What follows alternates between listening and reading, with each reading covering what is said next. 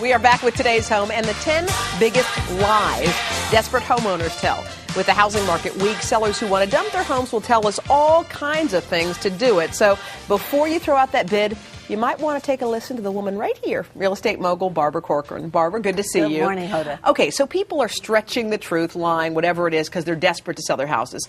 In general, what are some red flags that we should look out for before we get to the specifics? The red flags are people who are overly excited about their own home. Usually they have something to hide. So I think even if you're an optimist, you have to walk in with a little bit of a cautionary eye to just try to see between the lines a bit. All right, let's break down the 10 biggest lies. Okay, number one is this lie. The roof leaked once, but we fixed it. Oh, yeah. Well, fix might simply mean a bucket in the attic catching the rain. What you really need is a home inspection. Okay, so that's what you do on that one. The second one is, I've only seen one termite.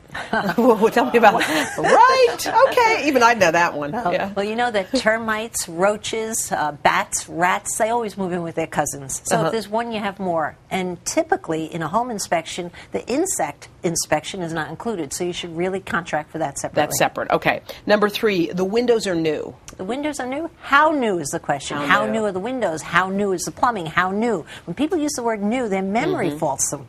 New can be a 7-year-old roof that's already halfway through its life expectancy. And how can you figure that out? Is that with the home inspection as well?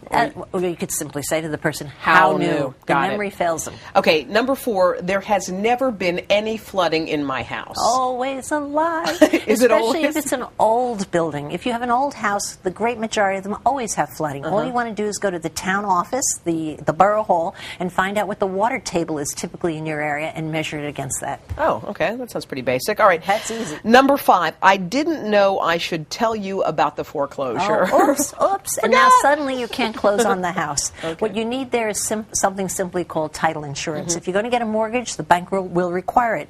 But if you're not getting a mortgage, you have to get title insurance because people do sell homes they don't own and get away with it. It protects you from fraud, liens, mechanical liens, guys who didn't get paid for their work. All right. And so you want title insurance. All right. No airplanes fly over this house. No airplanes do. Simply email the FAA. They'll give you the flight patterns and you check for yourself. All right. I like this one. Of course, we have a permit for the addition on the house. How do you check that out to see if they really did? You just go to the borough clerk and they have a filing of all the permits. But people who renovate their own homes, and every homeowner legally is allowed to even do plumbing and electrical, often, 90% of the time, don't file for a permit and don't do the inspection. So simply go to the town hall. Okay. Number eight, our schools are great. I guess it's what's great, really? Well, great is subjective again, but all you do is go on to greatschools.net and get your own school report and look at the facts. Number nine, they can't build on the lot next door. Okay, even if the lot is too small to build on now, there's something called a variance, and towns readily give variances for a new building, so you have to check again with the building inspector. And number 10,